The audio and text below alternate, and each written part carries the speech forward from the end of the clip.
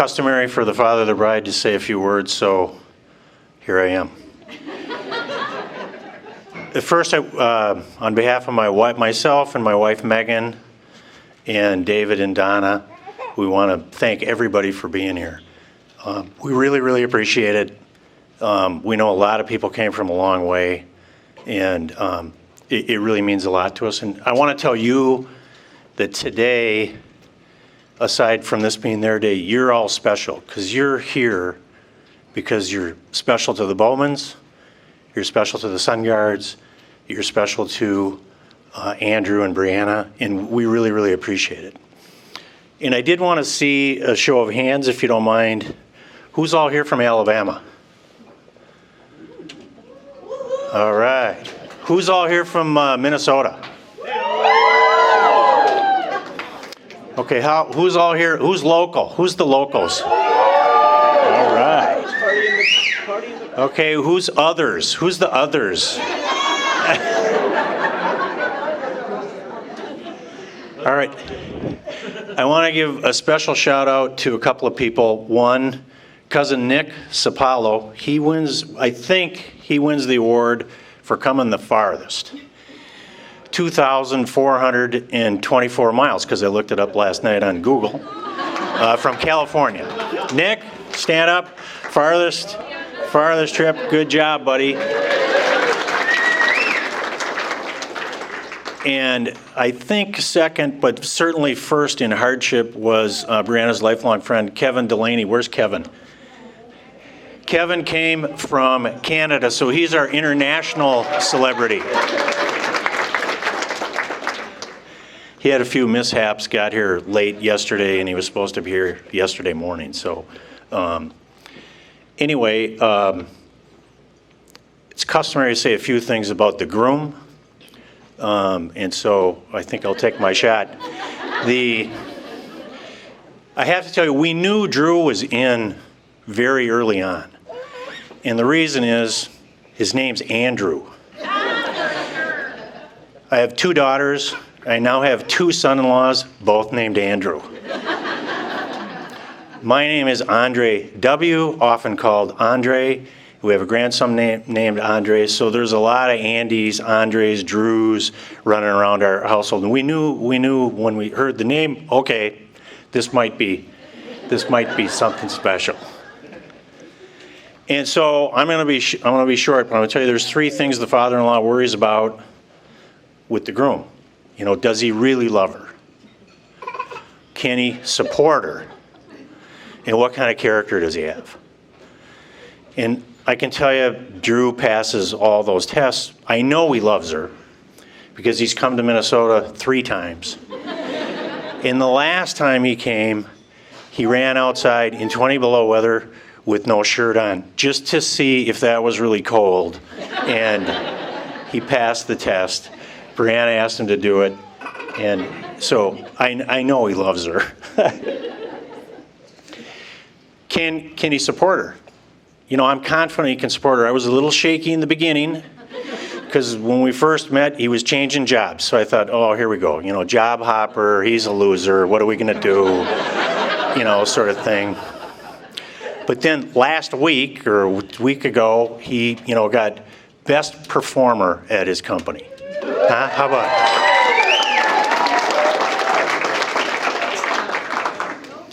it? So congrats. It looks like he's got some job security. So, I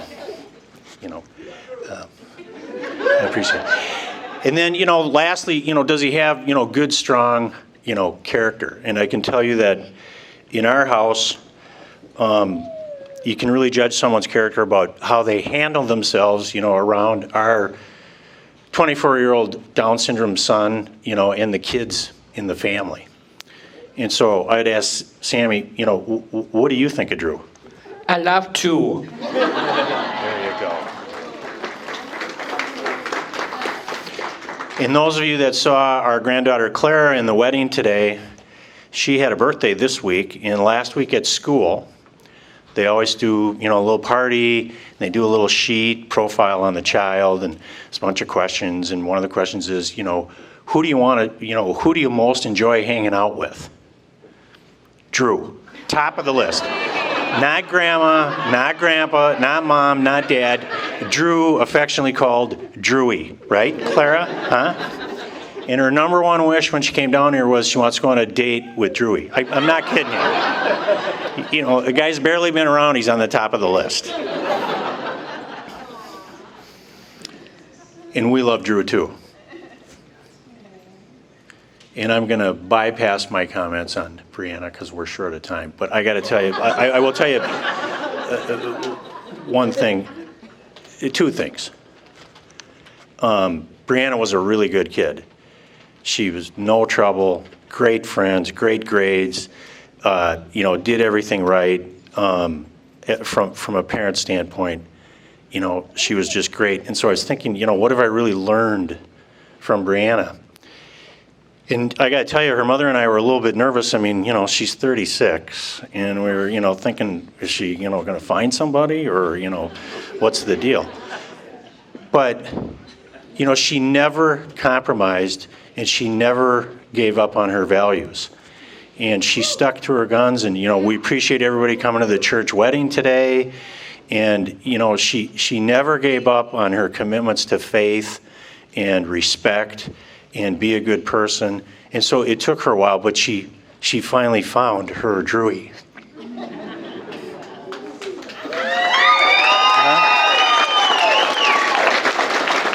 And so with that, I think, am I supposed to turn it over to Bridget now? The maid of honor, not matron, right? I had one more comment. Today was the day that Roll Tide met Go Gophers, and y'all met Yeah Sure You Betcha.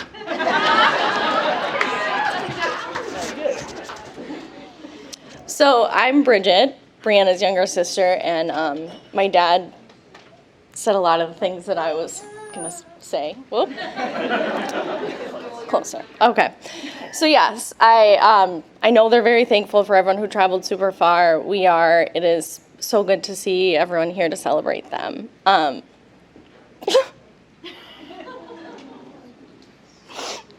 I'm gonna cry.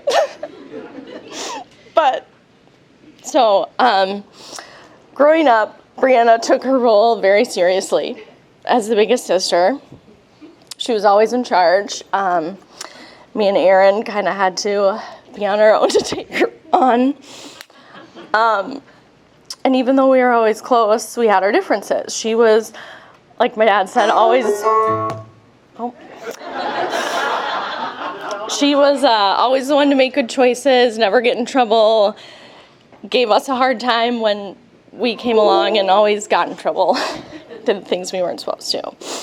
As she got older, she also did well. She went to college, graduated on time, which me and Erin did not do. We graduated, but not on time. And she graduated with honors. And she worked her way up in her career in journalism and did great for herself with that. But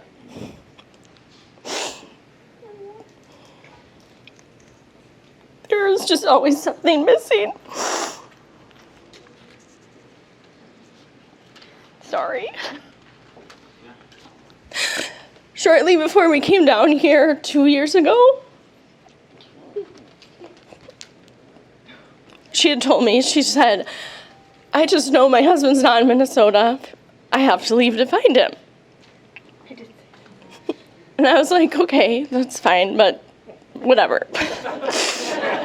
And a few weeks after, into our vacation, she told me, she's like, I'm going to go on a date. I was like, okay, here we go. And then after she left, Mom called me, and she was like, well, what if he's the one? I was like, okay, Mom, you're like jumping to conclusions here. So a few months after they dated, he came to Minnesota, and I was like, okay, he must really like her. He's coming to Minnesota from Alabama. Wow. And like my dad said, he quickly won over the hearts of our whole family, especially Clara and Sam, and when you can tolerate them together, it's a lot.